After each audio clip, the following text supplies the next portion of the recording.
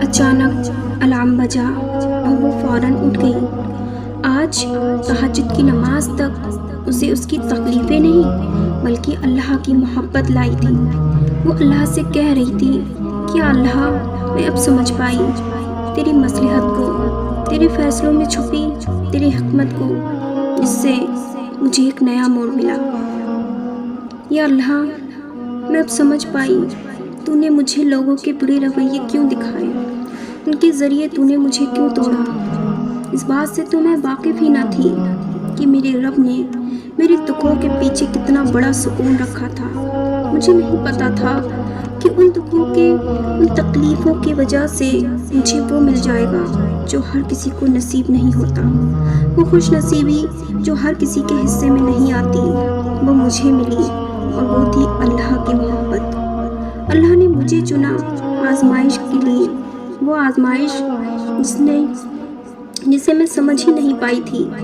वो लोगों के बुरे रवैये, वो लोगों का दिल दुखाना, वो दर्द, वो तकलीफ़ें, वो आंसू, वो सब तो आजमाइश थी अल्लाह की तरफ से मेरे लिए। और आजमाइश उन्हीं के लिए होती है जिनको अल्लाह अपने करीब करना चाहता है। हम तो ये कभी समझ ही नहीं पाते हैं कि अल्लाह के फ़ैसलों के पीछे उसकी क्या मसलहतें होती हैं। मुझे भी वक्त लगा वो सब समझने में जो मेरे साथ हुआ, लेकिन आहिस्ता आहिस्ता मैंने अल्लाह की मोहब्बत को जाना कि अल्लाह यकीन और आजमाइश के लिए अपने ख़ास बंदे को चुनता है और ये उसके लिए बाइस रहमत होती है। और जिन्हें वो चुन लेता है वो अल्लाह के इंतखाब पे राज़ी हो जाते हैं और फिर अल्लाह के फ़ैसलों में अपना सुकून तलाश कर लेते हैं। अल्लाह तक हम अचानक ही नहीं पहुंच जाते। बहुत लंबा सफ़र तय करके उस तक रसाई मिलती है। जब हमें उड़ान का शौक़ होता है तब वो हमें मुंह के बल गिराता है। जानते हो क्यों?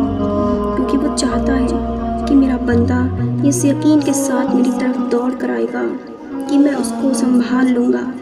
और अल्लाह बहुत मोहब्बत से अपने बंदे का हाथ थाम लेता है। इसी तरह मुझे भी अल्लाह ने उस वक्त संभाला जब मैं पूरी तरह टूट चुकी थी, बिखर चुकी थी, जब मुझे लगता था कि लोगों के ऐसे रवैयों, लोगों की दी गई तकलीफ़ों और लोगों के झूठे इल्ज़ामातों, उससे मिली अज़ियतों के साथ कैसे जी पाऊँगी अपनी ज़िंदगी, कैसे रहूँगी ऐसे लोगों के बीच जो मुझे समझते ही नहीं, जो बार बार मेरा दिल दुखाते हैं।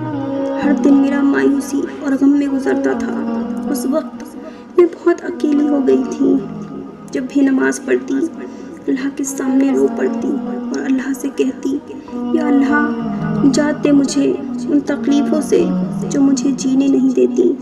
वो मेरे सब्र की आखिरी हद थी जब मैं कुरान पाक पर सर रख कर रो पड़ी। उस दिन के बाद अल्लाह ने मुझे सुकून बख्शा और मुझे इस तरह संभाला कि अब मैं अकेला महसूस नहीं करती, क्योंकि अल्लाह है मेरे साथ। मैं उससे सारी बातें करती हूँ, वो मुझे बहुत गौर से सुनता है और मेरी बातों को समझता है। अब मुझे लोगों के बुरे रवैयों से, उनकी बातों से कोई फ़र्क नहीं पड़ता, क्योंकि मैंने इन सब चीज़ों से गुज़र कर अल्लाह को पा लिया था। और जिसे अल्लाह मिल जाए उसे किसी चीज़ की तलब नहीं रहती, किसी चीज़ की तलब नहीं रहती।